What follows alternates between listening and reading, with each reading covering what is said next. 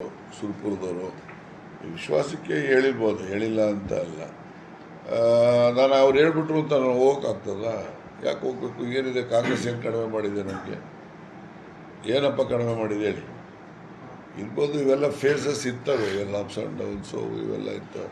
ನಾನು ಭಾಷಣದಲ್ಲಿ ಹೇಳಿದ್ನಲ್ಲ, 1978 ಡಿಸೆಂಬರ್ 31 ದೇವರಾಜ ಅರಸು ಕರ್ನಾಟಕ ಭವನದಲ್ಲಿ ಮಲಿಕೊಳ್ಳುವಾಗ ಮುಖ್ಯಮಂತ್ರಿಯಾಗಿ ಮಲಿಕೊಂಡು ಬೆಳಗ್ಗೆ ಅಷ್ಟೊತ್ತಿಗೆ ಚರಣ್ ಸಿಂಗ್ ಡಿಸ್ಮಿಸ್ ಮಾಡಿಬಿಟ್ಟು ರಾತ್ರೋರಾತ್ರಿ ಎಲ್ಲ ಮಂತ್ರಿಗಳ ಮನೇಲಿರೋ ಫೈಲ್ಗಳು ಬೀಗ ಹೊಡಿಸಿ ಎಲ್ಲ ಆಯಾ ಸೆಕ್ರೆಟರಿಗಳು ತಗೊಂಡೋಗಿ ಅವ್ರ ಚೇಂಬರಲ್ಲಿ ಹಾಕ್ಕೊಂಡು ಬೀಗ ಹಾಕಿ ಗವರ್ನರಿಗೆ ರಿಪೋರ್ಟ್ ಮಾಡಬೇಕು. ರಾತ್ರಿನೇ 2 ಗಂಟೆ 3 ಗಂಟೆಗೆ ಹಂಗೆ ಮಾಡಿದ್ರು. ಬೆಳಗ್ಗೆ ಅವ್ರು ಎದ್ದಾಗ ಹಿಂಗೆ ಆಗ್ಬಿಟ್ಟಿದೆ ಅಂತಂದರೆ ಮಾಚಿ ಆಗೋದ್ರು. ಮಲಗೋವಾಗ ಮುಖ್ಯಮಂತ್ರಿ ಹೇಳೋ ಅಷ್ಟೊತ್ತಿಗೆ ಮಾಚಿ. ಹೀಗೆ ರಾಜಕೀಯದಲ್ಲಿ ಯಾವ ಸಂದರ್ಭದಲ್ಲಿ ಹೆಂಗಾಗ್ತದೆ ಅನ್ನೋದನ್ನು ಯಾರು ಊಹೆ ಮಾಡೋದು. ಈಗ ನಂದು ಎಕ್ಸಿಟ್ಟು CM ಮನೆಯಿಂದ ವಿಧಾನಸೌಧಕ್ಕೆ ಹೋಗಿ ಕಾರ್ ಇಳಿಯುವಾಗ ಅವ್ರಿಗೆ ಫೋನ್ ಬಂತು. ಕಾರಲ್ಲಿ 10 ನಿಮಿಷ ಫೋನ್ ಮಾಡಿ ಮಾತಾಡಿ ಮುಗಿದೋಯ್ತು. ಅದಕ್ಕೆಲ್ಲ ಏನು ಬೇಸರ ಪಟ್ಕೊಳ್ಳೋವಂಥದ್ದು ಏನಿಲ್ಲ. ಪಾಪ ಕಾರಣ ಏನು? ಕಾರಣ ಏನಿದ್ದಾವೆ ನಾನು ಡೆಲ್ಲಿಗೆ ಹೋಗಿ ಬಂದಮೇಲೆ ಅವೆಲ್ಲ ಡೀಟೇಲ್ ಹೇಳ್ತೀನಿ. ಸ್ಟೇಟ್ಮೆಂಟ್ಗಳು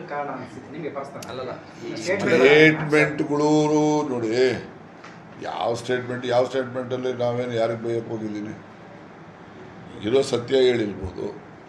ಅದರಿಂದ ಅಲ್ಲಿ ಹೋದ್ಮೇಲೆ ಅವ್ರಿಗೆ ನಾನು ಭೇಟಿ ಮಾಡಿ ಈ ಥರ ಇದೆ, ವಾಟ್ ಈಸ್ ದ ರೀಸನ್, ಇವು ಅವ್ರನ್ನೆಲ್ಲ ಅವ್ರ ಹತ್ರ ಮಾತಾಡ್ತೀನಿ. ಅವ್ರೇನು ಹೇಳ್ತಾರೆ ನೋಡೋಣ. ಮತಗಳ್ಳತನದ ಹೇಳಿಕೆನಾ ಅಥವಾ ಹಿಂದೆ ಬೇರೆ ರೀತಿ ಬಿದ್ದು ಇದೆಯಾ? ಇದು ನೋಡಿ, ನಿಮ್ಗೆ ಹೇಳ್ಬೇಕಂತ ಹೇಳಿದ್ರೆ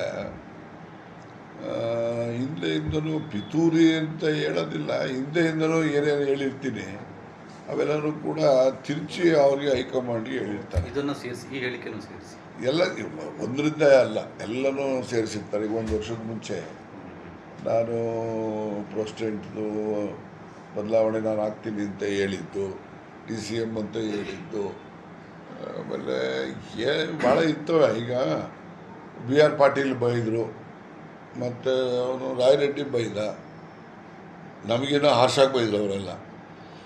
ಆದರೆ ಅವ್ರದ್ದು ಯಾರೂ ಡೆಲ್ಲಿ ಕ್ಯಾರಿ ಮಾಡಲ್ಲ, ಅವ್ರಿಗೆ ಗೊತ್ತೂ ಆಗಲ್ಲ.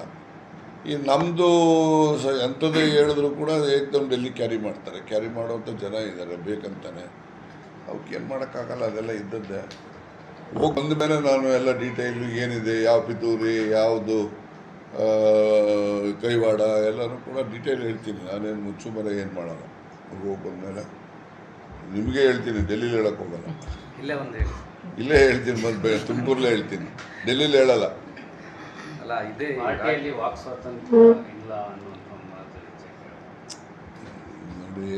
ಪಾರ್ಟಿಲಿ ವಾಕ್ ಸ್ವಾತಂತ್ರ್ಯ ಇದೆ, ಇಲ್ಲ ಅಂತ ನಾನು ಹೇಳೋದಿಲ್ಲ. ಆದರೆ ಪಾರ್ಟಿನಲ್ಲಿ ಎಲ್ಲನೂ ಕೂಡ ಸಾರ್ವತ್ರಿಕವಾಗಿ ಸಾರ್ವಜನಿಕವಾಗಿ ಮಾತಾಡಬಾರ್ದು ಅನ್ನೋದು ಎಲ್ಲ ಪಕ್ಷದಲ್ಲೂ ಇದೆ. ಶಿಷ್ಟಾಚಾರ ಮತ್ತು ಪಕ್ಷದ ಮಾಹಿತಿ ಹೊರಗಡೆ ಯಾಕೆ ಚರ್ಚೆ ಆಗಬೇಕು, ಪಕ್ಷದ ವೇದಿಕೆಗಳೆಲ್ಲ ಆಗಲಿ ಅನ್ನೋದು. ಇದು ಕಾಂಗ್ರೆಸ್ಗೆ ಸೀಮಿತ ಅಂತಲ್ಲ, ಇನ್ನೊಂದು ಪಕ್ಷಕ್ಕೆ ಸೀಮಿತ, ಎಲ್ಲ ಪಕ್ಷದಲ್ಲೂ ಅದನ್ನೇ ಬಯಸೋದು. ಗೊತ್ತಾಯ್ತಾ? ಅದು ಸರಿ, ಅದೇನು ತಪ್ಪೇನಿರೋದಿಲ್ಲ. ಸತ್ಯ ಅಷ್ಟೊಂದು ಕೈ ಆಗಿರುತ್ತಾ ಅಂತ ಸರ್? ಯಾವುದು ಸತ್ಯ ಅಷ್ಟೊಂದು ಕಹಿ ಆಗಿರುತ್ತ ಅಂದರೆ ಅದು ವಾತಾವರಣ ಎಲ್ಲ ಇರ್ತಾವಲ್ಲ, ವಾತಾವರಣ ಪರಿಸ್ಥಿತಿ ಅವೆಲ್ಲ ಅದು ಸತ್ಯನ ಕಹಿ ಮಾಡುತ್ತೆ. ಈಗ ಅಖಿಲೇಶ್ ಯಾದವ್ ಹೇಳಿದ್ದಾನಪ್ಪ, ನೀವು ನೋಡಿದಿರೋ ಇಲ್ಲೋ? ಏನಿದೆ ಫರಕ್ಕು ನನಗೂ ಅಖಿಲೇಶ್ ಯಾದವ್ ಹೇಳಿರೋದಕ್ಕೆ? ಇದಕ್ಕಿಂತ ಜಾಸ್ತಿ ಹೇಳಿದವನು ಅಲ್ವಾ? ಹಂಗೆ ನೋಡೋದು ನಮ್ದೇ ಕಮ್ಮಿ. ಈಗ ನಮ್ಗೆ ಜಾಸ್ತಿ ಮಾಡೋಣ. ನೇರವಾಗಿ ಮನಸ್ಸಲ್ಲಿ ಏನು ಇಲ್ಲದೆ ಮಾತಾಡೋರಿಗೆ ಇದೇ ಪರಿಸ್ಥಿತಿ ಆದರೆ ಹೇಗೆ ಅಂತ ಸಮಾಜದ ಕಥೆ. ಈ ರಾಜಕಾರಣದಲ್ಲಿ ಈಗ ಇಂದಿರಾ ಗಾಂಧಿನಪ್ಪ 69ನಲ್ಲಿ ಕಾಂಗ್ರೆಸ್ ಬಿಟ್ಟಾಯಿತು, ಬೆಂಗಳೂರಿನಲ್ಲೇ AICCನಲ್ಲಿ ಆಯಿತು. ಈ ಸಿಂಡಿಕೇಟ್ನವರು ಯಾರು ನಿಜ್ಲಿಂಗಪ್ಪ ಅವರು ಇವರೆಲ್ಲ ಇದ್ದವರು ಸಿಂಡಿಕೇಟ್ ಅಂತ ಮಾಡಿಕೊಂಡು ಅವರು ಇಂದಿರಾ ಗಾಂಧಿ ಇಂಡಿಕೇಟ್ ಅಂತ ಮಾಡಿಕೊಂಡು official candidate Sanjeev Reddy, Indira Gandhi prime minister ಇದ್ಕೊಂಡು ಸಂಜೀವ್ ರೆಡ್ಡಿ ವಿರುದ್ಧವಾಗಿ VV ಗಿರಿ ನಿಲ್ಲಿಸಿ ಇವ್ರ ಕೆಲಸ ಸೋಲ್ಸೇ ಬಿಡ್ತಾರೆ.